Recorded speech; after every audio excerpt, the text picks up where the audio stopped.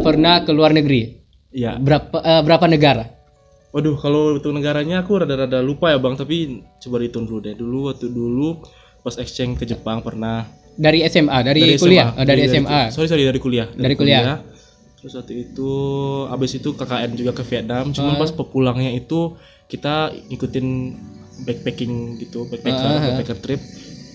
Itu keliling ASEAN, negaranya tetangga aja, Kamboja. Abis Kamboja, Thailand, ke bawah Malaysia, dikit, Malaysia, Singapura, terus pulang lagi ke Indonesia. Lagi. Terus habis itu alhamdulillah 2019 kemarin itu ke US. Yang ke Jepang itu tahun berapa? 2017 ya. KKN, 2019-nya ke US. Berarti awal dari KKN di Vietnam. Ya, KKN Vietnam 2018, kalau sebelumnya lebih ke Jepang 2017. Oh ya, berarti ke Jepang, Vietnam, Thailand, Malaysia, US. Ya, US ada 5 terakhir. negara. Oke, luar biasa. Di Murray ya. Di Murray. Oke. I'm really sorry because udah lama banget ngomong bahasa Inggris, nggak ngomong bahasa Inggris jadi agak. Aku juga salah kok bilang Murray. Murray atau Murray? Bacanya Murray. Murray. Iya. Kita Murray. Aku juga bilang ke Murray gitu, tapi ternyata salah. Ternyata Murray yang benar ya. Iya. Aku juga tahu juga kok. Mudah-mudahan bisa ikut juga lah ke sana. Amin, pasti bisa. Oke. Nah, untuk memulai pertanyaan, jadi ada 2 opsi. Silakan Farhan pilih opsi yang mana yang emang itu Farhan banget. Baik. Oke, ada cuma 5 pertanyaan. Yang pertama, belajar atau olahraga? Belajar. Oke. Nanti penjelasannya nanti ada dari Farhan ya. Oke, yang kedua, kuliah atau organisasi? Kuliah. Oke. Yang ketiga, beasiswa dalam negeri atau kuliah luar negeri berbayar? Kuliah luar negeri berbayar. Kuliah luar negeri berbayar. Oke. Yang keempat, dari berapa negara yang Farhan sebutkan tadi, kan ada yang ini yang belum. Mau milih Cina atau Korea? Korea, oke. Dan yang terakhir, British accent or American accent? American accent, oke. Now please explain about your answer. Yang pertama itu belajar atau olahraga, dan Farhan pilih belajar. Kenapa? Oke. Kenapa aku pilih belajar? Nah gini, kan belajar olahraga semua kan sama-sama penting itu Bang ya. Belajar kan mungkin kita mikirnya kayak belajar ya, nulis gitu materi gitu kan dari kampus di sekolah atau apa gitu kan. Kalau olahraga kan lebih ke ngolah fisik gitu. Cuman Farhan teringat dulu ada peninggalan dari almarhum kakek gitu kan. Kakek bilang kalau misalnya yang diutamain itu coba kalau bertarunglah dengan pena, jangan dengan pedang gitu kan. Jadi maksudnya kalau bertarung pakai dulu kemampuan kita. Jadi dalam belajar itu kan biasanya kita lebih tahu sesuatu gitu. Kalau fisik kan kita juga bisa bertahan. Cuman kalau dari gini, kalau misal kita gunakan dulu kemampuan kita dalam bidang akademis, misalkan ada masalah nih. Nah, masalah mungkin bisa diselesaikan dengan 2 cara. Cara pertama mungkin dengan cara ya kita lerai dengan cara kekuatan fisik kita. Jangan kayak gitu kan. Atau kita bisa lerai dengan cara mediasi gitu. Nah, jadi sebaiknya itu kita gunakan dulu yang mediasi dulu gitu. Kalau misalnya mediasi tidak bisa, baru bisa digunakan dengan cara yang lebih itu. Jadi ibaratnya dengan kemampuan intelijensi kita itu, kita bakal lebih bisa menyelesaikan masalah lebih baik dan tidak memperbanyak masalah gitu. Terus juga kalau dengan belajar kita kan bisa belajar apa aja, dan olahraga pun juga termasuk dari bagian belajar kan. Jadi makanya belajar tuh pakai komplit juga sebenarnya. Belajar kan juga berarti kalau olahraga berarti belajar mengolahraga kan. Jadi belajar. Itu bisa masuk kedua-duanya ya. Dan ada yang menarik dari yang Farhan sebutkan tadi itu, bisa saya kutip juga itu dari hadis yang mana jika ingin menolong temanmu, maka tolonglah pertama itu dengan lisan, yang kedua boleh dengan tangan, dan yang ketiga selemah-lemahnya iman itu dengan doa. Itu hadisnya Rasulullah. Dan juga tentang belajar ini, ketika SMA Farhan jurusannya IPA ya? IPA. Dan ikut lomba, kita pernah bersaingan, nggak berhadapan waktu itu, lomba debat bahasa Inggris, EDEK. Oh iya. Iya kan kita berhadapan dan alhamdulillah aku kalah. Ya, nah pertanyaan kedua, kuliah atau organisasi, dan Farhan pilih kuliah. Kuliah. Jawabannya kuliah karena kalau kita udah tamat sekolah berarti orientasinya mungkin bekerja atau kuliah. Nah, dalam kuliah pun sebenarnya prioritasnya emang kuliah. Organisasi itu sebenarnya tambahan, menambah ilmu kita. Kan kalau kuliah kan kita kan harapannya kita bisa nambah ilmu jurusan kita. Misalnya kita mau ambil jurusan bahasa Inggris, berarti yang kita dapatkan adalah kemampuan berbahasa Inggris dalam hal nulis, bicara, ataupun dalam menganalisa, ataupun dalam apapun gitu. Nah kalau organisasi itu menurut aku sendiri itu adalah tambahan dari kita sendiri gitu. Jadi prioritasnya memang kuliah. Nah, kenapa dipilih kuliah? Karena kalau misalnya terlalu mencintai organisasi, terlalu banget gitu ya. Jadi kita bisa lupa dengan yang namanya tanggung jawab kita di kuliah nomor satu sih. Iya, karena tanggung jawab ke Padang, contoh sederhananya yang membiayakan itu kan kebanyakan itu orang tua gitu, dan orang tua pesan itu kuliah. Tapi ngomong-ngomong kalau nggak salah kan di ISEC juga kan ya? Ya, aku di ISEC juga dulu. Nah, itu 2 tahun dulu. Berapa? 2 tahun? 2 tahun, tahun 1 tahun 2 dulu. Kalau nggak salah gimana ya? Boleh lah jelasin tentang ISEC dikit gitu. Soalnya abang dari 2000 sebelum kuliah lah gitu kan udah lihat ISEC juga dikit, beberapa teman yang ada di ISEC gitu. Itu gimana Pak? Oke. Jadi kalau ISEC itu Bang, ISEC kan organisasi internasional. Iya. Nah, jadi ISEC itu kalau aku jelasin itu ada ISEC internasional yang jadi kalau hierarkinya paling tertinggi. Habis itu ada lagi bagiannya misalnya Asia Pasifik, ada yang bagian Afrika, ada bagian Amerika Latin, ada bagian Eropa. Jadi dari ISEC internasional nanti bagi lagi per region, nanti per region bagi lagi per negara. Di negara nanti juga ada namanya ISEC LC atau ISEC LC atau ISEC yang base-nya di kota. Jadi kalau LC local committee itu bisa di kampus, bisa di kota. Misalnya ISEC in Bandung, berarti dia base-nya di Bandung. Jadi kampus apa aja tuh bisa bergabung gitu. Nah, kalau dia LC-nya itu local committee-nya itu adalah kampus, misalnya ISEC in Unan, berarti dia hanya anak Unan saja yang bisa bergabung sebagai anggotanya gitu. Nah, jadi ISEC itu adalah organisasi internasional yang tujuannya adalah supaya kita bisa merasakan experience gitu, kepemimpinan. Sebenarnya ISEC itu adalah organisasi kepemimpinan sebenarnya. Cuman kepemimpinan itu bisa banyak cara, bisa dalam organisasi dalam intinya atau dengan cara melalui exchange keluar. Jadi ISEC ngasih opportunity atau kesempatan buat keluar orang negeri juga negeri gitu. Jadi iya, orang Indonesia keluar atau orang asing ke Indonesia gitu, contohnya seperti itu sih. Iya. Jadi itu bisa jadi suatu tempat, suatu kelompok yang mana Farhan terpengaruh sama orang sekitar itu sehingga Farhan juga pengen nih keluar negeri gitu ya. Bener. Karena lingkungan juga mempengaruhi buat kitanya itu kan ya.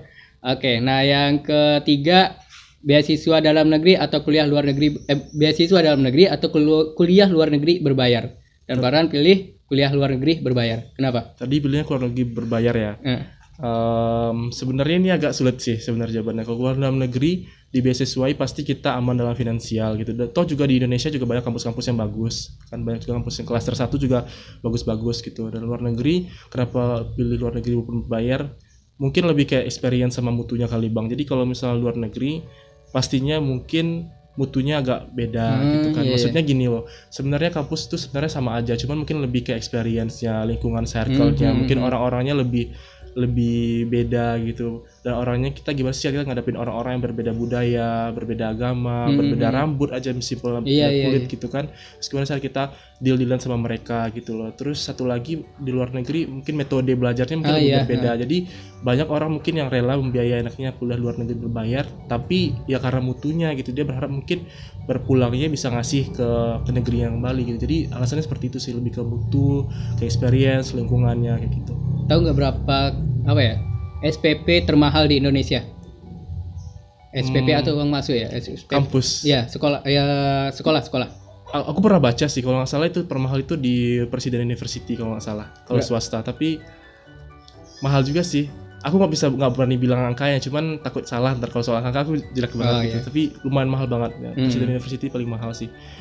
Kayaknya bisa menguliahkan anak di negeri berbayar berapa anak dan bertahun-tahun kayaknya itu buat SPP-nya di situ. Teman-teman harus tahu Farhan itu dapat beasiswa di kampus, beasiswa KSE ya. Beasiswa KSE dan juga keluar negeri dengan beasiswa juga ya kan ya, gratis juga kan. Nah, oke, alhamdulillah itu luar biasa dari Farhannya yang emang butuh usaha.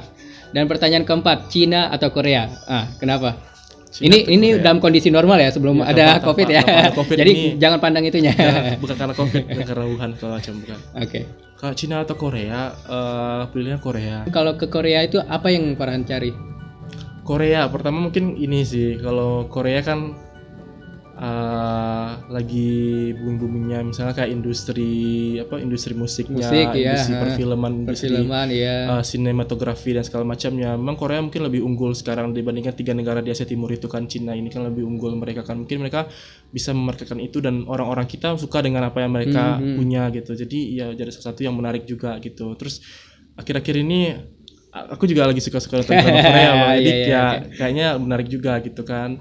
Terus juga ya karena Korea juga salah satu negara maju kan, jadi pastinya kalau dibandingkan negara yang masih berkembang pasti agak sedikit lebih lah dalam hal apapun, mungkin ekonomi atau dalam hal industri lainnya gitu pasti lebih bagus gitu. Makanya milih Korea sih. Dan Korea juga bagus di bidang pendidikan gitu. Dia mungkin kita tuh kenalnya itu musik sama film, padahal pendidikan iya, itu juga bagus pendidikan, gitu. Dia luar biasa gitu, dan memang banyak teknologi yang udah diciptakan di Korea gitu. Benar banget. Nah, kelima, British accent or American accent?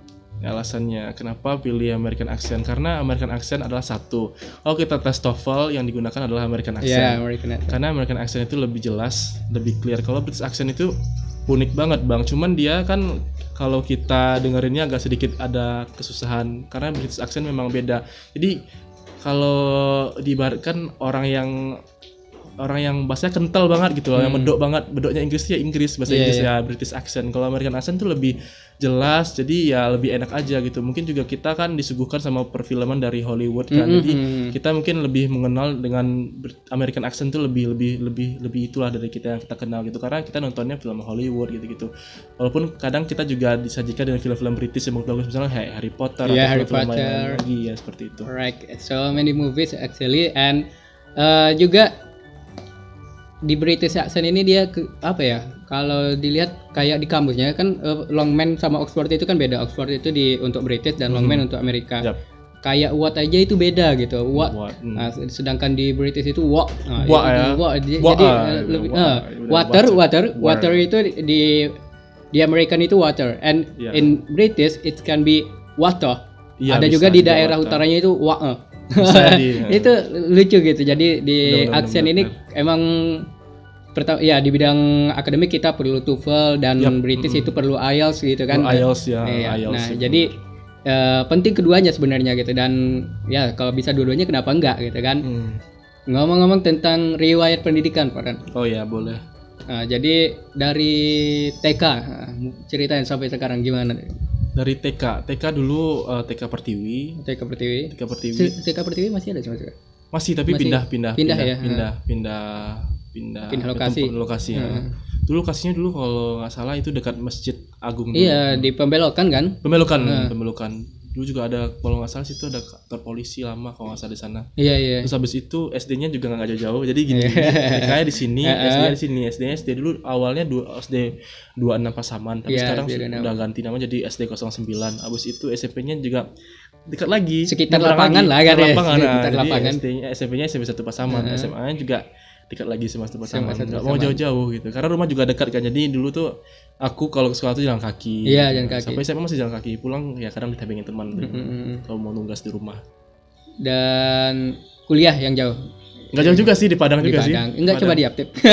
Iya, rencana kan gitu di Pasaman Barat. Iya benar-benar. Dulu tuh kalau dulu kayak kuliahnya kalau enggak aktif enggak ya pas. Soalnya kalau kan dekat kan Jadi dulu jokes orang karena emang lingkungan sekolahnya kan emang situ-situ aja. Mungkin kalau misalnya ada kampus yang dekat sekolah mungkin kesana mungkin gitu. Tapi ya alhamdulillah dapat di Unan, jadi ya Unan aja bikin jauh dikit, 3 jam lah, 3 jam setengah dari rumah. Di masuk Unan itu jalur SBM atau undangan? Jalur SBMPTN ya, dengan jurusan ilmu tanah ya. Tanah. Dulu SNMPTN gagal. Gagal. Oke, itu seputar riwayat pendidikan dan masih kuliah. Masih kuliah. Oke, yang non formal nggak ada Pak? Non formal. Kok misalnya itu kayak les gitu ya, bimbel les gitu. Boleh.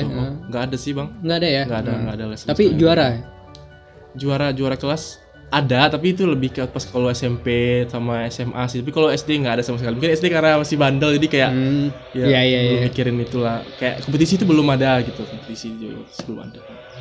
Emang sih kalau nggak tahu itu abang atau gimana. Cuman lanjut aja. Nah, kalau nggak salah pernah ikut lomba 4 pilar, pernah nggak? 4 pilar dulu dibilang ikut sih nggak bilang ikut sih. Dulu itu sekolah dulu bikin 2 tim A tim B. Nah yang tim A itu tim yang buat ngelaju lomba, sedangkan tim B itu adalah tim yang jadi cadangan. Tim lawan aja gitu ya? Iya buat lawan gitu kan, buat lawan. Tapi dibawa juga ke Padang. Cuman pas di Padang kita nggak ada ngapa-ngapain, itu cuman kayak ya ikut aja di sana gitu. Jadi kebetulan juga tim A juga semua sehat-sehat dan alhamdulillah mereka juga ini bagus-bagus kan. Jadi ya tim yang B-nya nggak ini, jadi nggak dipakai. Jadi menghadiri aja gitu. Jadi kayak sedih-sedih senang gitu deh. Oke. Ya.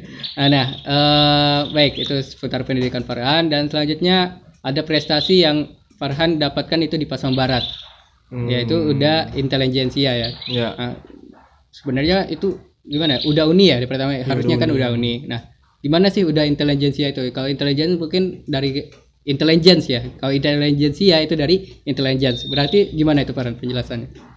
Waduh, kalau misalnya masalah penilaian itu berarti aku nggak bisa kasih tahu ya, Bang. Soalnya itu kan lebih ke panitia nilai gimana. Jadi waktu itu beberapa tahun sebelumnya itu kan kalau aku kan 2018 ya, dapat udah intelijensianya. Jadi dari penilaiannya bisa jadi dari penilaian dari awal seleksi, habis seleksi itu karantina. Mungkin dari karantina mungkin ada indikator atau parameter yang dilihat panitia kayaknya itu mungkin cocok untuk si A atau si B gitu. Jadi akhirnya dapat itu pas penganugerahan. Jadi itu aku nggak tahu. Tapi kalau intelijensia berarti ya bisa dikatakan mungkin aktif saat kecerdasan dan juga kecerdasan itu kan, tapi ya. lebih aktif mungkin saat misalnya sesi bertanya jawab atau mungkin dalam mengemukakan pendapat gitu, atau mungkin dalam malam grand finalnya mungkin pas menjawab Q&A atau question and answer-nya itu mungkin ada poin yang merujuk ke titel itu. Jadi kayak gitu sih. Jadi aku nggak bisa melabel diriku sendiri gitu, karena yang melabelnya adalah panitia dan jurinya gitu kan. ya. Jadi tapi sedihnya tahun 2019 itu nggak ada lagi. Kenapa?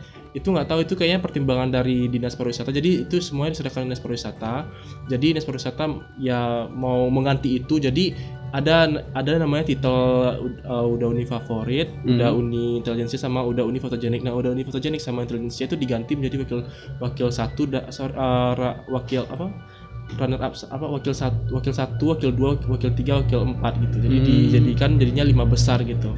Jadi yang itu jadi diganti, tapi favorit tetap ada karena favorit kan votingnya kan melalui like gitu kan, melalui angket juga. Dibandingkan dengan itu Farhan setuju yang mana? Apakah tetap ada udah intelijensia atau wakil 1 atau 2? Sejujurnya lebih suka kalau ada intelijensia sama fotogenik gitu, karena kan lebih beragam gitu kan. Jadi semua orang tuh bisa punya kesempatan buat menang itu kalau mereka memang mempunyai hal itu gitu kan. Misalnya memang mereka fotogenik, ketika mereka difoto mereka memang fotogenik, memang cocok di frame kameranya, bisa jadi mereka menang. Nah, kalau misalnya wakil 1, wakil 2, 3, 4 berarti penilaiannya berdasarkan dengan rankingan berarti. Jadi ya yang lain mungkin bisa menang di bagian itu yang nggak dapat gitu. Nah, jadi kalau menurut Abang itu gini, manusia itu ada keahliannya masing-masing gitu. Nah, ada keahliannya masing-masing. Jadi nggak bisa dia dikatakan lebih rendah, tapi dia punya keahlian yang lebih tinggi lagi gitu dibandingin temannya gitu. Sehingga ada yang suka makan, ada yang suka nulis, ada yang suka ini gitu kan. Dan nggak bisa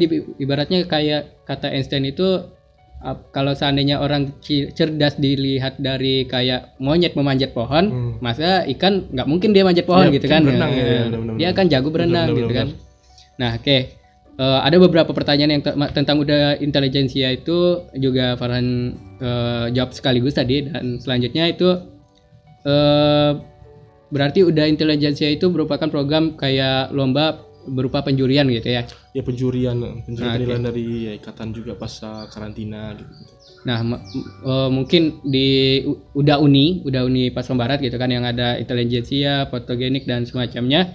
Dari Farhan sendiri bagaimana cara mempersiapkan dirinya? Nah, buat teman-teman nih yang akan ikut nanti. Kalau persiapan dirinya pertama itu yakin dulu kalau misalnya kita ikut ini lomba A, misalnya lomba pemilihan duta pariwisata. Jadi kita tuh harus mengetahui dulu backgroundnya gitu. Ketika kita mengetahui backgroundnya, nanti kita mengetahui apakah kita bisa kontribut di situ apa enggak gitu. Karena dalam duta pariwisata kan pastinya kita bakalan kontribusi buat memajukan pariwisata kan Bang. Jadi kita pertama itu dulu. Nah, nanti kita lihat dulu titel-titel yang lain, misalnya titelnya untuk yang menang atau titel yang untuk favorit atau apa, itu kan sebenarnya lebih ke bonus gitu. Pertama adalah ketujuannya gitu kan. Yang persiapan yang kita lakukan pertama ya tetap percaya diri sama kemampuan kita, karena setiap orang pasti punya kemampuan masing-masing. Tadi benar banget yang dibilang Bang Abdan, kalau kita punya kelebihan masing-masing gitu kan, jadi nggak bisa dipaksain. Yang pasti kita punya motivasi buat memajukan pariwisatanya, itu pertama. Habis itu percaya diri, persiapan diri kita sebaiknya. Misalnya kita punya kemampuan seni, nah itu bisa ditonjolin. Atau nanti ada gelar baru, misalnya udah uni berbakat, nah kita bisa menang di situ. Jadi itu tuh bukan sesuatu yang harus jadi tujuan utama kita, tapi tujuan utama itu adalah menjadi duta wisata dulu gitu. Menang itu adalah bonusnya gitu kan kalau misalnya itu, karena nanti takutnya yang namanya kompetisi, ketika kita ada kalah dan menang pasti kita ada yang up, ada yang down. Maksudnya ada yang minder dia gitu ya. kalau misalnya kita menang, kita mungkin semangatnya bisa lebih naik lagi. Tapi kalau misalnya kita nggak menang, kita itu yang pertama yang harus dicapkan dulu ke diri kita gitu. Terus persiapan lain misalnya apa yang kita punya tonjolan aja gitu. Misalnya kita punya kemampuan dalam bidang literasi, mana tahu kita bisa bikin nanti jadi duta wisata yang bisa nge-publish apa gitu. Misalnya kita punya kemampuan di bidang seni, kita bisa nanti ikut event-event di kabupaten, nanti kita dipanggil, kita bisa juga membawa teman-teman komunitas yang lain gitu yang sama dengan kita gitu. Jadi ya intinya persiapkan diri, percaya diri, terus apa yang kita punya ya ditunjukin sebaik-baiknya gitu. Terus satu lagi, jadi diri sendiri, jangan jadi di orang lain, karena pun kalau kita jadi di orang lain itu panitia juga bisa ngelihat gitu. Kita kayak oh ya ini anak mencoba menjadi si A si B nih, sementara di dalam kesehariannya tuh bisa karantina kan juga lama ya Bang, bisa 3 hari per hari tergantung dari acaranya. Jadi kalau misalnya dalam hal segitu tuh bisa kita lihat kan nanti mereka juga ada tidur bersama kan, yang peserta pria, peserta wanita, nanti kan panitia juga ada yang keliling lah segala macam, itu semuanya bakal ketahuan sih. Ada yang dia ketahuan gitu. Dibuat-buat gitu kan ya? Iya bisa ketahuan. Buat ini ada juri atau ada panitia dibuat-buat gitu misalnya atau gimana gitu. Jadi aja diri sendiri gitu kan? Terus dipicunya siapa diri sendiri, panitia ditonjolin. Oke, nah seneng nggak? Jadi udah intelijensia Pasaman Barat gitu, mewakili Pasaman Barat. Seneng. Gitu. Kalau bilang seneng diberi kesempatan sama amanah gitu. Tapi ada berat juga menyandang titel itu loh, apalagi titel udah intelijensia, berarti kita kan dianggap orang yang memiliki kemampuan intelek yang bagus gitu. Nah sementara kita kan sebagai manusia kan kita ya jadi diri kita sendiri gitu. Jadi itu salah satu kalau kita diberi titel itu sebenarnya yang menjadi masalah itulah titel. Nah titel itu apa yang kita pegang, orang ngeliat itu gitu, orang nggak tahu kita gimana gitu, orang nggak tahu kita kita orang nggak tahu gitu. Jadi kita mencoba menjadi diri kita yang terbaik yang bisa kita lakukan itu sih sebenarnya. Ada senangnya bisa menang, bisa ngasih prestasi ke orang tua gitu. Kalau malam itu kan orang tua kita kan diundang gitu kan, mereka datang, teman-teman dan sahabat kita datang. Nah itu kan bisa jadi salah satu momen kita kasih kebahagiaan ke mereka gitu. Nah yang jadi sedihnya nggak sedih sih, tapi lebih ke tanggung jawab dan beban gitu. Kita mikir beban, oh iya nih aku duta wisata, aku punya titel ini, jadi ya gimana cara kita mempertahankan itu dan buat orang tuh merasa kayak ya kita pantas di situ dan kita bisa ngasih sedikit motivasi lah ke orang lain supaya mereka juga bisa lebih baik dari kita. Itu sih sebenarnya Bang. Setelah jadi mendapatkan titel udah intelijensia, Farhan mengikuti tingkat Sumbar. Nah itu gimana ceritanya Farhan? Sumbar waktu itu kan 2018 kan udah Uni. Nah 2019 ingin coba juga yang baru gitu. Kebetulan juga seleksinya itu dekat dengan kampus, jadi seleksinya ini kan duta bahasa kan di bawah naungan Balai Bahasa Sumatera Barat. Dan Balai Bahasa kebetulan dekat dengan kampus gitu, jadi cuma jarak 1 kiloan. Jadi waktu itu coba lihat itunya, terus juga coba daftar deh gitu karena kayaknya menarik gitu. Nah kalau aku sendiri sih kalau ikut ajang seperti itu sesuai dengan passion sendiri. Nah dengan duta bahasa itu melihat slogannya aja udah keren gitu. Slogannya itu utamakan bahasa Indonesia, lestarikan bahasa daerah, kuasai bahasa asing. Jadi dengan itu tuh kayaknya nih dengan kemampuan aku yang masih kurang tapi punya passion untuk belajar, kayaknya cocok di sana gitu. Jadi kenapa nggak daftar gitu. Nah jadi semuanya bisa kalau kita kan orang Indonesia kaya dengan bahasa, jadi kita punya bahasa daerah, bahasa Minang gitu kan, terus kita punya bahasa nasional bahasa Indonesia, terus ya bahasa asing kan nggak cuma bahasa Inggris, bahasa Arab kan juga, jadi ya bahasa Arab juga gitu. Jadi menarik banget, kenapa nggak kita ikutin gitu. Jadi kayaknya itu paket duta yang benar-benar passion aku banget waktu itu. Jadi kenapa nggak kita daftar? Terus aku daftar waktu itu, habis seleksi ada karantinanya juga. Ada karantinanya. Nah ini karantinanya lebih lama Bang. Jadi dari hari Selasa so aku sampai hari Sabtunya malam penganugerahan. Jadi lumayan lama. Jadi tadi kan udah aku bilang juga buat teman-teman yang mau ikut ajang-ajang pemilihan seperti itu, jadi diri sendiri aja, karena di waktu yang lama itu panitia juga menilai kita jadi diri kita sendiri aja gitu. Iya. Belum lagi ajang lain mungkin ya bisa jadi karantinanya sebulan atau berapa lama gitu, tergantung dari panitianya ingin nilainya seperti apa gitu. Dan alhamdulillah mendapatkan wakil 3. Alhamdulillah wakil 3 itu kayak lagi 4 gitu. Iya. Ini tentang negara tadi gitu kan, ada 5 negara berarti ya Farhan ya yang udah dikunjungi. Iya kayaknya sekitar situ ya 5 negara. Nah seperti kayak tadi kan KKN di Vietnam tapi mampir-mampir, cuman pengen tahu nih perbedaan negaranya gitu dengan negara Indonesia. Boleh contohin satu-satu itu apa bedanya gitu, sehingga selain kita berpikir luas jadinya dengan negara lain, ada yang bisa kita pelajari di situ gitu. Oke. Kalau Vietnam, nah Vietnam kan bagian dari ASEAN, Asia Tenggara kan.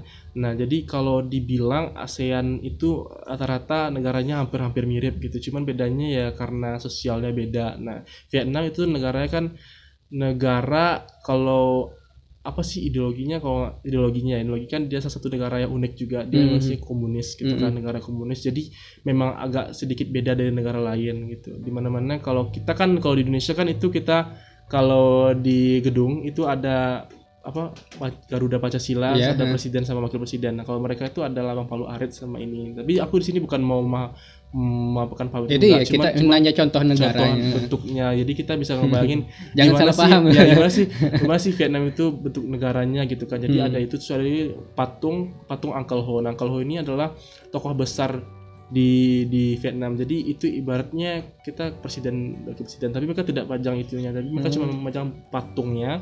Terus itu di sebelah sampingnya itu ada lambang Palu Arit dan bulan sabit gitu ya. Nah, ketika di Vietnam itu masalah konsumsi gimana, Pak? Konsumsi, karena Vietnam susah sih kalau mencari yang halal sih, yang halal sih. Jadi kita makannya itu ya makan yang tidak ada berbau daging-dagingan gitu kan, tidak ada berbau olah-olahan yang mengandung daging gitu. Misalnya kayak sosis segala macam itu kan ragu-ragu gitu kan. Nah, itu bisa disiasati banyak. Salah satu teman aku dia bawa panci sendiri gitu. Panci sendiri. Kan kalau telur itu kan bebas makannya, telur kan telur bisa gitu. Jadi telur kayak sayur-sayuran itu, jadi dia punya sendiri. Lebih enak masak sendiri kayaknya gitu ya. Nah, lebih jadi, aman dia. Lebih aman. Jadi ya kalau buat belanja itu dikurang-kurangin yang namanya beli-beli daging-dagingan. Nah, kayak gitu. Kalau makanan sih susah-susah gampang sih. Kalau misalnya di Vietnam kan memang kalau mayoritas muslim sedikit kalau di Vietnam. Jadi makannya ya berhati-hati lah dulu apa sih bahannya gitu. Nah kalau alhamdulillah di sana waktu itu kita KKN di sana juga ada LO-nya. Jadi LO-nya bisa tanya ini makannya mengandung apa. Jadi mereka bisa bilang kita oh itu ada porknya, oh ini tidak ada porknya, ini bisa aman konsumsi. Jadi kayak ya kita aman aja sih di sana gitu. Dan karena sama-sama ASEAN pasti yang namanya rasa keluarganya lebih dekat gitu kan. Jadi kita tuh orangnya lebih saling bersahabat lah gitu, karena satu rumpun, kalau satu rumpun Asia Tenggara. Jadi ya kayak gitu sih.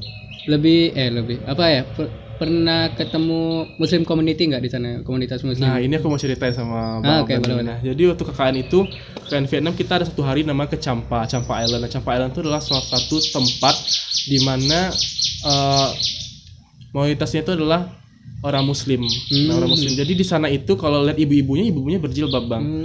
Bapaknya pakai peci. Jadi kalau kita lewat, apalagi kan kami kan ceweknya semuanya menggunakan jilbab semua kan di sana kan. Jadi ketika di sana assalamualaikum kata, terus kayak kami waalaikumsalam kita jawab kayak gitu kan. Jadi kayak seneng gitu sama mereka gitu. Jadi kan disambut sama mereka dengan baik. Terus juga pastinya kalau makan di sana ya aman gitu, lah, gitu aman kan, gitu ya. Kan kita dimasakin juga sama sana. Jadi mereka itu kalau nggak salah ceritanya dulu itu ada kerajaan Islam. Cuma kerajaan Islam tuh waktu itu ada perang gitu, perang dalam Vietnam, dan yang kerajaan Islamnya waktu itu kalah waktu itu. Jadi akhirnya ya mereka ya jadi minoritas sana gitu. Jadi minoritas. Jadi mereka punya perkampungan sendiri namanya Champa. Jadi di Champa itu rata-rata emang ibu-ibunya menggunakan jilbab, bapak-bapaknya juga ini, dan juga ada masjid yang gede sana. Betul kami waktu itu ke sana hari Jumat. Jadi sekalian sholat Jumat juga di sana gitu.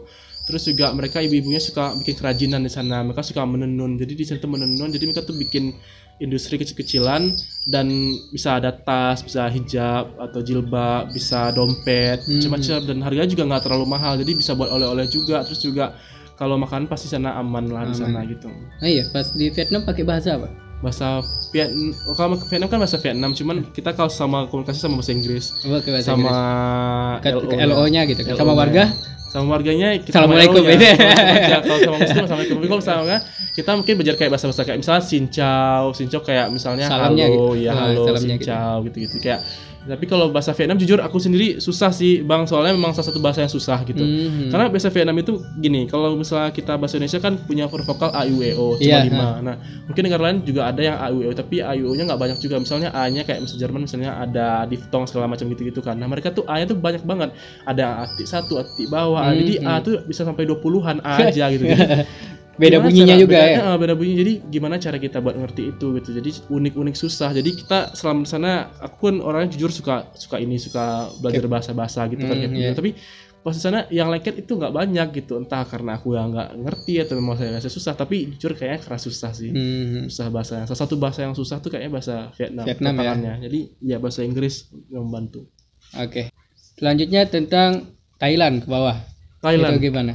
Oh, Thailand. Jadi begini, Bang, kita kan KKN 20 hari. Nah, kenapa 20 hari? Karena berkaitan dengan visa. Takutnya kalau kita lama-lama nanti kalau KKN kan kalau biasanya 40 hari kan. Jadi kalau misalnya 40 hari takutnya visa kita tidak ini, karena di ASEAN kan bebasnya kan nggak terlalu lama-lama juga. Jadi waktu itu pulang kita memutuskan nih, salah satu teman aku namanya Dito. Nah, dia itu pernah pergi backpacking juga ke beberapa negara. Jadi dia bikin, kenapa enggak kita pulangnya kita backpacking aja gitu. Jadi kita pulangnya tuh nanti kita keliling ASEAN, naik bus, naik pesawat, tapi kayak dicampur-campur gitu loh. Dan biayanya itu sama dengan biaya pulang. Jadi langsung pulang gitu ya? Sepulang ya, dan biayanya itu juga sama, Bang. Maksudnya gini, kalau kita naik pesawat dari Vietnam ke, kan 2 kali tuh, bisa 2 kali. Vietnam ke Kuala Lumpur, Malaysia nanti ke Padang. Nah, kalau dihitung biayanya ternyata sama dengan biaya yang kita backpacking. Kenapa nggak kita backpacking gitu kan? Kita bisa dapat pengalaman baru. Terus kayak wah ya juga, karena waktu itu aku belum juga pernah ke Thailand juga kan waktu itu. Jadi teman itu merumuskan gimana caranya bikin itinerary sendiri gitu, rancang perjalanan sendiri. Nah, jadi dirancang, ternyata dapat biayanya ternyata nggak terlalu mahal-mahal juga. Kalau aku coba deh abang tebak, selama 7 hari dari pulang itu, dari Vietnam ke Padang itu kira-kira yang dihabiskan berapa? Vietnam ke Padang? 7 hari. 7 hari. Dari itu perjalanan pulang kami 7 hari sih. Kalau seandainya sama dengan tiket pesawat langsung ke Padang 8 juta? 8 juta. 8 juta kemahalan, Bang. Kemahalan? 8 juta sudah bisa ke Jepang. Iya, ke Jepang itu pikirnya. Jepang itu. Tapi kalau misalnya ini kemarin kita kan, karena kan KKN waktu zaman dulu angkatan aku itu biaya tiket pergi di biaya kampus, cuma pulang nggak di biaya kampus, jadi parsial, jadi setengah-setengah. Jadi hitungannya itu tuh 2,5. Dan ada waktu itu kalau aku pribadi menghabiskan uang itu kalau buat segitu aja jalan pulang dari Vietnam ke Padang lagi itu 22 kalau nggak salah. 22 ya, lumayan lah, ada jadi, hemat dikit. Dan biaya pulang juga segitu, dan biaya backpacking segitu. Jadi kayak kenapa enggak kita coba itu gitu kan.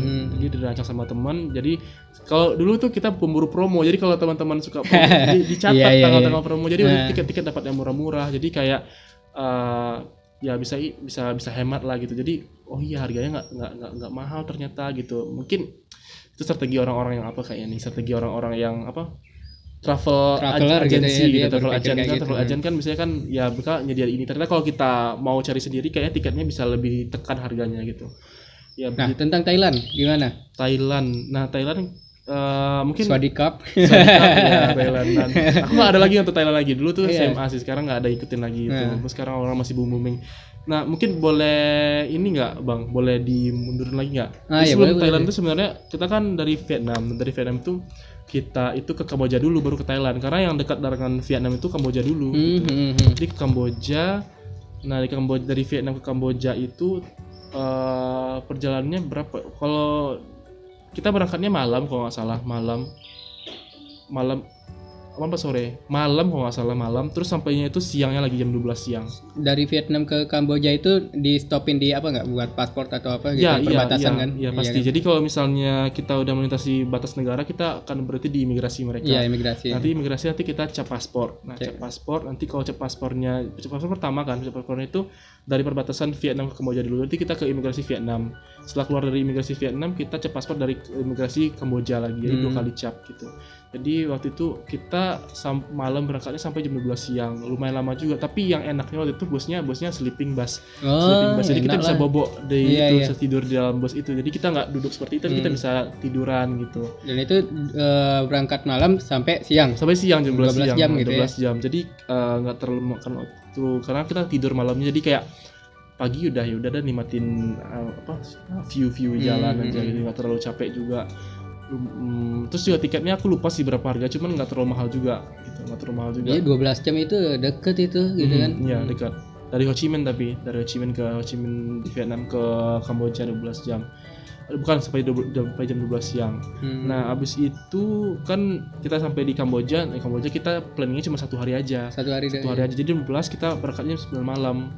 Nah, baru jam 9 malam itu kita berangkatnya ke Thailand. Jadi selama jam 12 siang sampai jam 9 malam itu kita puas-puasin kemana-mana gitu, yang sebisa kita aja gitu. Terus kita kayak lobby, karena ASEAN ya, skill lobby penting. Kayak kita ngelobi tukang apa sih namanya kalau itu becaknya, apa sih, kayak tuk-tuk kan Thailand kan, tapi di Kamboja juga tuk-tuk juga, tapi tuk-tuknya Kamboja kita deal-dealan, kita tawar gitu, Pak kalau sehari kita berapa sih, kita bisa ditawar. Teman aku nih skillnya itu Hebat juga iya, ya, lobbyingnya ya. hebat, jadi kita Hebat, kayak ya aman lah sama dia gitu kan, pertama kali belajar juga kan, dan dia udah sering kemana-mana, jadi ya karena itu bisa keliling-keliling, habis itu ke tempat-tempat spot-spot yang bisa kita ini gitu, akhirnya sampai Kamboja dan malamnya kita berangkat lagi ke Thailand.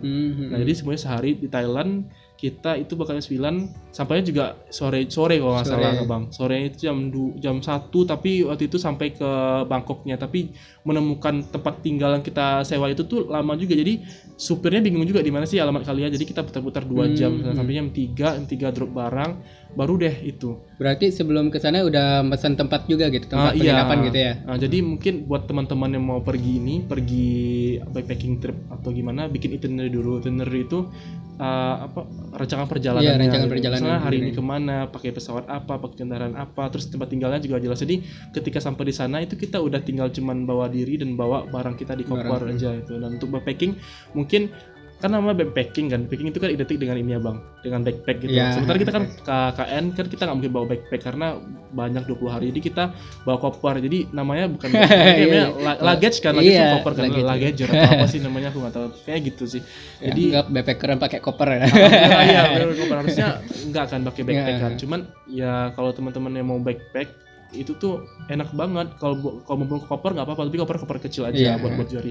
Tergantung harinya sebenarnya gitu kan. Banyak tips-tipsnya gitu. Nanti kalau mau tips-tipsnya mungkin Bang Abdan bisa bikin yang kedua. Ada ahlinya lah para ada. Okay. Jadi kayak begitu, terus sampainya sore. Nah jadi di Thailand ketemu apa aja? Ada apa aja di sana? Di Thailand kalau cerita apa aja sebenarnya Bang nggak cukup sih, maksudnya nggak cukup buat mengeksplor karena capek kan, kita sampai jam 3, habis itu ya apa sih namanya, ngasoy kayak ya tiduran gitu kan, capek banget sebenarnya, walaupun di bus juga capek juga, busnya itu tuh kecil juga kalau nggak salah. Sampai di Thailand perbatasan nanti busnya ganti lagi, awalnya tuh busnya bus besar dari Kamboja itu busnya bus gede gitu, nggak, dan sleeping bus juga kalau nggak salah, sleeping bus juga. Nah tapi di Thailandnya banget dan mau ke Bangkok itu busnya bus kecil lagi gitu. Jadi kita agak pengap-pengap, jadi pas keluar itu kita rada capek, jadi mau istirahat. Nah keluarnya tuh sore, dengan aku jam udah mau jam 5, keliling-keliling di sana aja. Habis itu kita coba naik BTS. Nah BTS Bangkok Train Station. Nah BTS kayak MRT LRT-nya Bangkok lah gitu kan. Coba naik itu terus keliling di kota Bangkok. Terus ya karena sore kan berangkatnya berarti sampainya maghriban gitu kan, jadi cuma nikmatin malam aja. Nah paginya lagi kita harus berangkat lagi nih Bang. Jadi kita paginya itu teman kita ada 3 trip gitu, tiga trip yang berbeda dengan destinasi yang sama. Jadi kita mau ke Phuket itu bisa dibilang kayak Balinya Bangkok. Di Bangkok itu kalau nggak salah ada 2 terkenal pantai, Pattaya sama Phuket.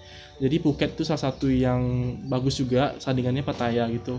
Jadi karena Phuket ke Bangkok ini kita dapat tiket juga yang promo dan dekat. Nah jadi gini, kenapa ambil Phuket, kenapa nggak Pattaya? Phuket itu dekat dengan perbatasan Malai. Jadi nanti kalau kita ke Malai kita naik bus aja. Jadi strateginya kayak gitu, dan harga tiketnya juga waktu itu juga naik pesawat dari Bangkok ke Phuket, kita naik pesawat. Dan pesawatnya juga promo juga, murah banget. Jadi kayak gitu, jadi kayak terbantu dari situ kalau kita mau backpacking. Terus karena kita berarti di Bangkok itu cuma nikmatin malamnya aja sampai itu pulang jam 9, pulang lagi ke tempat penginapan. Terus paginya teman-teman yang mau belanja sekitaran daerah itu belanja beli souvenir. Jadi pagi itu kita ke Cacucak Market. Nah, Cacucak itu kayak pasar tradisionalnya di Bangkok. Jadi situ kayak jual-jualan. Kalau di Padang kayak apa ya, pasar rayanya. Kalau di Sumbar kayaknya ke Bukit Tingginya lah gitu. Ke pasar-pasar lebih rame ya dia. Bener-bener beli-beli gantungan kunci, beli-beli tas-tasan gitu kan. Nah teman-teman beli itu. Jadi paginya belanja, nah nanti siangnya kita udah naik pesawat ke Phuket. Sampai di Phuket, nah paginya baru nikmatin Phuket lagi, keliling pantainya. Nah sorenya lagi jam 2 tuh ke Malai lagi. Jadi emang bener-bener tripnya cepet-cepet gitu, cepet. Kejar tayang ya. Kejar tayang semua. Kalau nggak tertayang ketinggal pesawat. Jadi emang harus waktu harus benar-benar dilihat, segala macamnya harus diperhatiin. Nah baru terakhirnya kita ke Singapura tuh Singapura itu naik bis kan ya? Naik bus lagi. Itu kalau nggak salah nyebrangnya itu pakai kapal atau pakai bis juga? Pakai bis Bang, ya pakai bis. Jadi pakai bis. Aku jam berapa ya waktu berangkatnya? Kalau nggak salah berangkatnya itu berangkatnya malam jam 9 kalau nggak salah. Sampainya itu subuh. Subuh sampai subuh. Nah, habis itu dia kan itu kan perbatasannya kan ada laut kan. Iya. Tapi kita nggak sadar karena malam kita nggak sadar, jadi kita tidur, jadi kita nggak tahu kita udah ngelewatin jembatan, tapi kita tetap dalam bus itu kok. Dia lewat jembatan berarti itu jembatan, dari Malaysia jembatan, ke Singapura. Jembatan. Tapi kita nggak lewat jembatan karena kita mungkin udah nggak tahu di mana-mana. Tiba-tiba udah sampai di pemberhentian imigrasi Malai ke Singapura, kita cap di Malaysia, habis keluar dari Malaysia kita cap lagi di Singapura. Oke, nah tentang US lagi, Farhan, gimana? US, United States of America. Nah ini salah satu pengalaman yang menurut aku bang lumayan apa ya, grateful gitu. Kalau lumayan lagi sih, memang benar-benar grateful sih. Karena momen puncaknya itu adalah aku dihadapkan skripsi atau exchange lagi. Itu galau banget. Kenapa galau? Ya kan angkatan 2015. Seharusnya udah di momen itu, dan momen orang sudah teman-teman udah pada satu-satu tinggalin kita, udah seharusnya udah pergi, sudah kita masih kayak exchange tapi atau skripsi gitu, dan waktu itu pembimbing malah nyuruhnya ini dua-duanya pembimbing nyuruhnya ke exchange aja gitu. Jadi akhirnya milih itu, terus cerita sama orang tua, akhirnya orang tua mensupport itu gitu. Akhirnya yaudah ambil itu, terus urus semuanya. Jadi itu benar-benar perjuangan banget sih bang, kayak dari mulai mengurus visanya gitu. Visa juga lumayan ribet banget, visa US itu harganya juga lumayan mahal. Nah visa di Amerika kan, kalau visa yang standar atau visa buat turis visa itu visa B kalau nggak salah. Visa B itu harganya harus $60 USD. Jadi sekitar 2,3 atau 2,4 ya tergantung kurs itu. Dan belum lagi kalau kita nge-apply visanya kita harus ke Jakarta. Jadi kita tuh harus nge-set appointment, jadwal gitu buat interview di sana. Nanti ketika kita jadwal udah keluar, sama kayak kita ngisi KRS atau apa di kampus, kita bayar dulu uang kuliahnya, baru kita bisa dapat pilihan jadwal. Nah, kalau misalnya pilihan jadwal udah dapat, nanti baru kita bisa interview.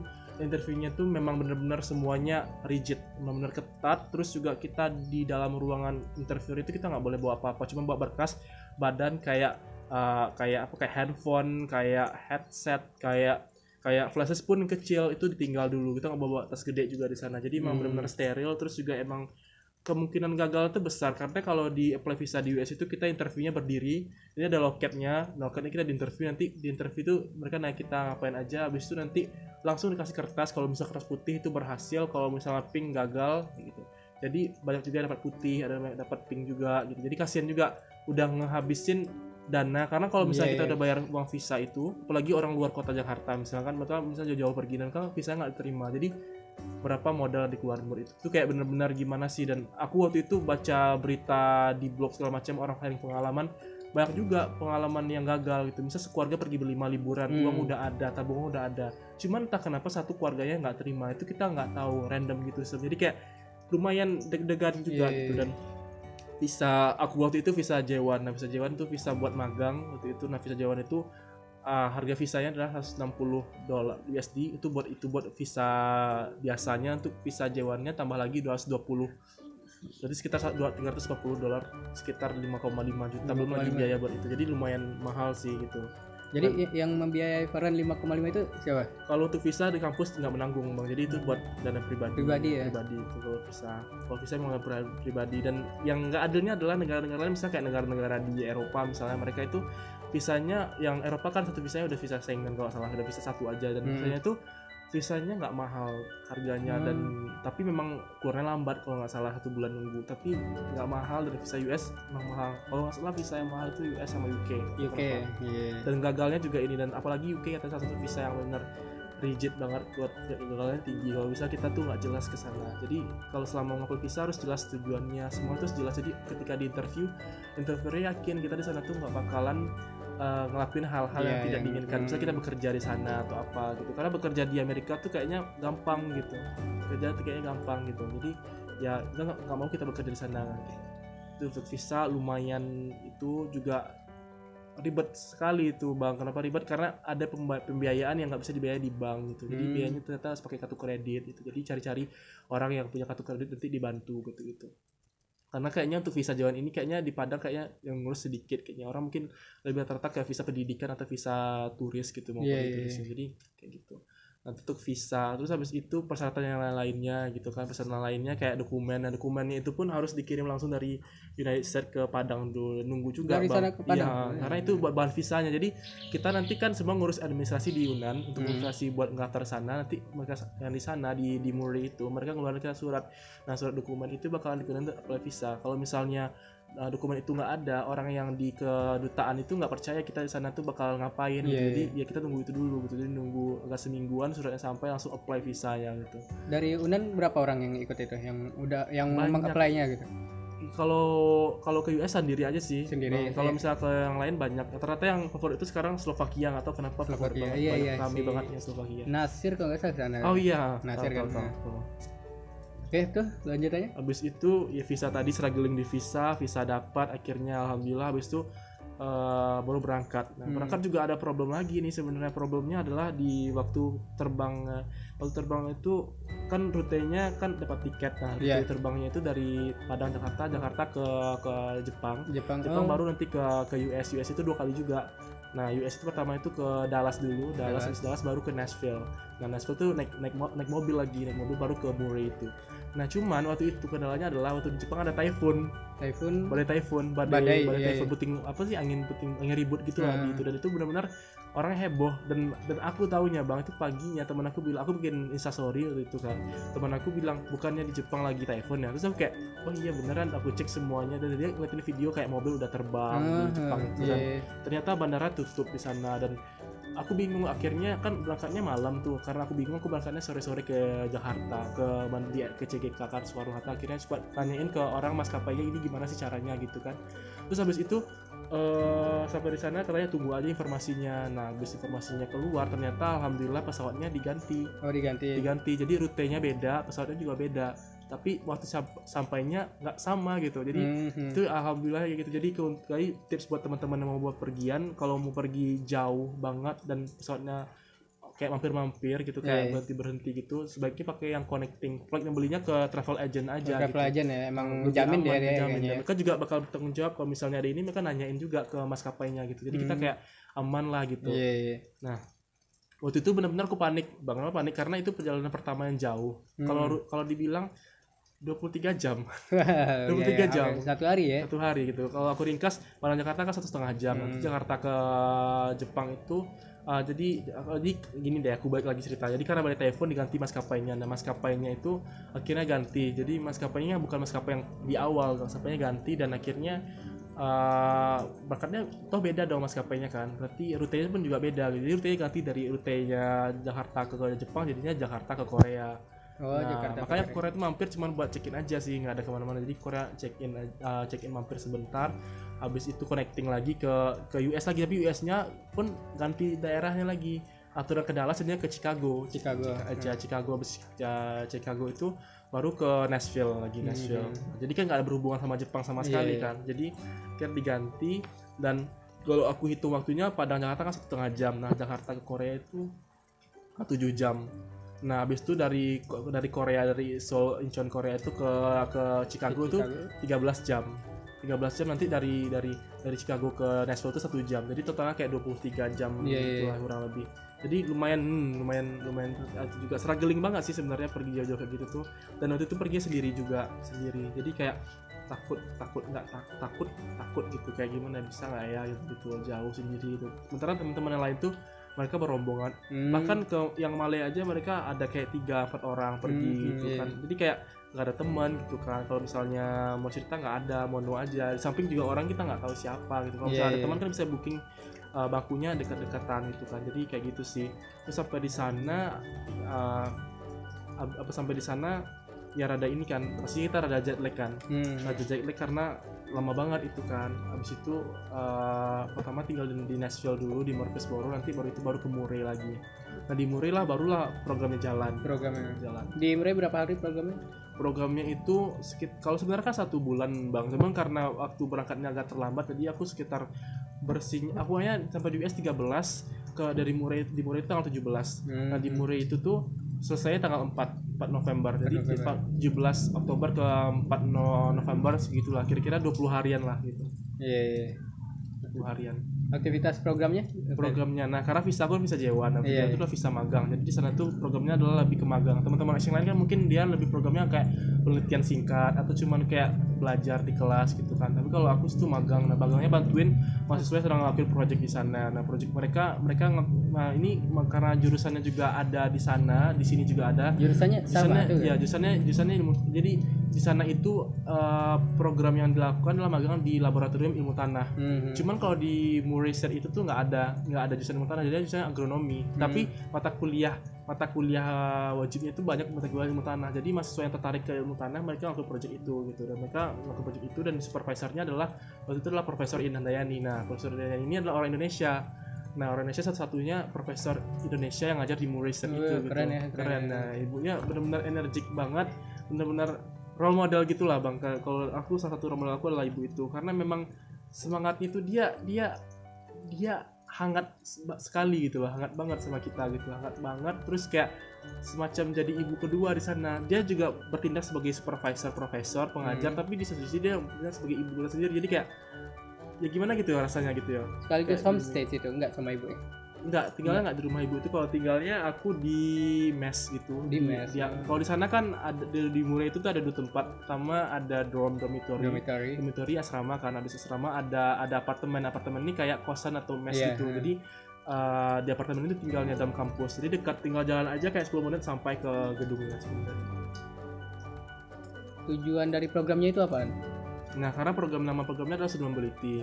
Nah, aku juga bilangnya semacam magang. Kenapa magang? Karena memang di sana itu magang, nah saya bisa magang. Jadi aku bilangnya magang. Tapi programnya official name-nya itu adalah Student Mobility. Nah, Student Mobility programnya adalah kayak supaya kita dapatin exposure, dapatin pengalaman singkat gitu kan, luar negeri sama 1 bulan. Bisa kita kuliah, bisa kita ngelakuin mini riset atau segala macam gitu kan. Jadi itu tujuannya adalah buat nambah wawasan kita tentang negara tersebut. Jadi kalau pulang itu kita udah bawa something gitu, kita bisa sharing ke orang-orang. Sebenarnya itulah tujuannya, karena dia singkat itu. Kalau misalnya programnya lama mungkin bisa credit earning misalnya kan bang, credit earning kan ngambil SKS kredit kan. Jadi di sana itu kita ambil nilai, tapi karena di UNEN waktu itu nggak ada credit earning dijalankan, jadi kita cuma sebulan aja. Bisa intinya apa yang bisa kamu ambil di sana gitu loh. Bisa ambil kebudayaannya, ambil sistem kuliahnya kayak gitu. Jadi semuanya bisa diambil, dicampur semuanya itu pulang. Nah kebetulan karena visa magang, jadi aku dapat pengalaman magang sedikit di situ gitu. Ada disuruh bikin laporannya juga? Ada laporan, poster itu harus dibikin gitu. Buat di kampus sana juga, di UNEN juga ada posternya juga. Bisa satu tugas akhirnya gitu. Iya. Nah itu luar biasa dan emang perlu ditiru, dicontohin. Dan ini yang terakhir, apa yang Farhan harapkan untuk pasaman barat pada pemuda, masyarakat, dan pemerintah berdasarkan pengalaman Farhan yang tadi yang luar biasa ini gitu. Mungkin langsung. Kalau untuk harapannya, pertama untuk pemerintah Farhan sendiri berharap pemerintah mensupport kegiatan-kegiatan pemuda-pemudi Pasaman Barat. Maksudnya kegiatan yang positif itu disupport dalam hal apapun, misalnya dalam perlombaan. Kalau bisa perlombaan itu dibanyakin lagi, misalnya perlombaan olimpiade atau nggak usah olimpiade yang resmi, karena olimpiade yang resmi ada kan dari pemerintah kementerian kan. Cuman ini olimpiade mungkin daerah aja yang bikin buat meningkatin semangat kompetisi yang positif di dalam masyarakat itu sendiri kan, pemuda-pemudi itu, pelajar sendiri. Terus juga ya namanya beasiswa dibanyakin. Nah yang salah satu sedihnya adalah beasiswa itu sedikit banget. Iya sedikit. Jadi kalau beasiswa yang banyak itu mahasiswa pun siswa itu mereka jadi lebih bersemangat buat belajar, karena mereka tuh ada rewardnya gitu loh. Itu kan dapat bonus. Kalau aku rajin, aku dapat bonus beasiswa dari ini. Nah yang sharing yang didapatkan dari teman-teman daerah lain, mereka dapat beasiswa dari daerah yang misalnya dapat IPK 3 atau 3, berapa kalau tergantung dari jurusan sama ke saintek. Mereka tuh dapat dana dari pemerintah. Jadi ketika mereka pulang, mereka bisa ajuin dana itu dan pemerintah bisa ngasih itu gitu, dan mereka kan dapat reward. Nah itu tuh yang harusnya diperbanyak beasiswa. Terus satu lagi peningkatan mutu sih, harusnya sebaiknya pemerintah juga memperhatikan mutu seperti apa sih yang dibutuhkan oleh daerah kita gitu. Seperti apa sih misalnya masalah seperti ini, misalnya kita tuh sulit dalam kemampuan berbahasa Inggris di kabupaten kita. Jadi apakah itu penting? Kalau misalnya itu penting, gimana sih caranya, strateginya supaya kemampuan itu tuh bisa ditingkatkan kayak gitu sih. Jadi lebih peka, lebih jeli sama ngasih rewardnya, dibanyakin aja rewardnya gitu. Terutama beasiswa sama kompetisi. Karena buat mencari yang berbakat itu emang harus dikasih reward juga gitu. Iya benar. Dan ini salah satunya Farhan. Jadi buat para pemerintah yang bekerja di atas gitu kan, dan yang akan mencalonkan juga, silakanlah lihat aset-aset Pasang Barat ini yang insya Allah luar biasa. Oke, itu pengalaman Farhan yang luar biasa ya, jadi referensi buat teman-teman juga, mudah-mudahan jadi motivasi dan penting juga buat jadi diri sendiri gitu ya. Iya, benar-benar. Nah, karena Farhan sendiri pun pasti butuh usaha gitu kan, ada kiat-kiatnya juga sebenarnya gitu kan. Nah, itu yang mau ditanya gitu kan, sedikit tips lah gitu bahasanya, gimana Farhan bisa ngedapati pengalaman kayak Farhan ini gitu. Pengalaman kayak gini. Nah, jadi pertama gini sih Bang, pertama passion dulu. Nah, passion kita apa sih sebenarnya gitu. Misalnya passion teman-teman, mungkin teman-teman itu ada yang punya passion ingin kayak menjelajah dunia gitu kan. Misalnya pengen menjelajah dunia, mungkin nggak apa-apa sih nggak harus jauh-jauh dulu, mungkin yang dekat-dekat dulu gitu. Atau mungkin nggak menjelajah dunia tapi ingin menjelajah Nusantara dulu. Itu kan juga keren juga kan. Jadi passion kita tuh kan macam-macam. Misalnya orang suka traveling itu kan salah satu passionnya juga. Jadi itu passionnya coba dikembangkan. Kalau cara sekarang karena udah zaman kayak gini, kayaknya apapun bisa gitu. Nah, kita kan bisa banyak ikut event juga. Misalnya event-event yang mungkin teman-teman punya biaya, misalnya kan bisa apply, misalnya jelajah Nusantara atau apa gitu. Terus kalau misalnya pengen pergi ke luar negeri juga ada kayak program exchange lainnya gitu. Jadi bisa dapatkan, sama passionnya itu match sama usahanya gitu. Tapi kalau passionnya itu ada tapi usahanya nggak ada, ibaratkan talentnya ada tapi nggak diasah, jadi kayak talentnya jadi talent yang tersembunyi gitu. Jadi kayak nggak bakalan bisa berkembang gitu. Jadi pertama passionnya apa, habis itu usahanya harus ada. Dan karena dulu sih aku mungkin faktor men-trigger ini adalah dulu itu karena suka nonton anime kali ya. Dulu tuh suka sama Naruto, sama Conan dulu pas SMP, pas SMA juga. Terus suka Jepang-Jepangan. Alhamdulillah bisa juga ke Jepang akhirnya gitu pas tahun 2017. Mungkin itu kayak mensugesti diri gitu loh Bang, kayak oh iya kenapa nggak ya aku coba gitu, kenapa nggak ya, padahal ini kesempatan ada gitu, kenapa sih nggak diambil kesempatannya gitu. Terus passion tadi sinkron sama usaha, terus satu lagi mungkin bisa berteman dengan circle yang bisa mendukung kita. Misalnya teman-teman yang udah ikut exchange, kalau kita bernimbrung sama mereka kan kita bisa dapat kayak cipratan cerita dia. Oh ya kalau misalnya ceritanya inspiring, kita bisa kayak oh iya kenapa enggak aku coba kayak gitu. Itu pengaruh banget ya. Circle yang bagus kayaknya mempengaruhi banget gitu. Dan waktu itu mungkin karena di exchange juga, jadi banyak juga lihat abang-abang kakak yang exchange. Cuman kalau di exchange kan dia kan berbayar, jadi kan ya kalau kita yang kayak aku nggak ada uang kan, jadi gimana cara mikir kayaknya karena di kampus buka akhirnya ambil dari kampus gitu, kayak gitu. Jadi circle itu mempengaruhi, jadi dari passion tersebut usahanya sama circle-nya. Oke, nah itu ya teman-teman, itu bisa jadi referensi buat kalian dan juga buat saya sendiri gitu, karena belum juga gitu kan sampai sekarang. Sebentar lagi tuh. Amin udah ada. Sun ya. Oke, nah sebenarnya masih ada nih beberapa pertanyaan, tapi mudah-mudahan jadi modal buat podcast kita selanjutnya sama Farhan lagi gitu, karena ini waktu juga udah dikasih kode nih sama kameramen kita. Dan tunggu saja nanti podcast tayangnya gitu kan, dan podcast tayang selanjutnya tentang yang insya Allah luar biasa. Dan ya, ada quotes tadi yang disampaikan Farhan, ini juga didapatkan kalau nggak salah di Abraham Lincoln. Kalau seandainya, yang mana ini kalau nggak salah dari Injil atau dari mana? Kalau dulu saya berperang menggunakan kapak, sekarang saya berperang menggunakan pena. Abraham Lincoln. Baik, itu saja. Assalamualaikum warahmatullahi wabarakatuh.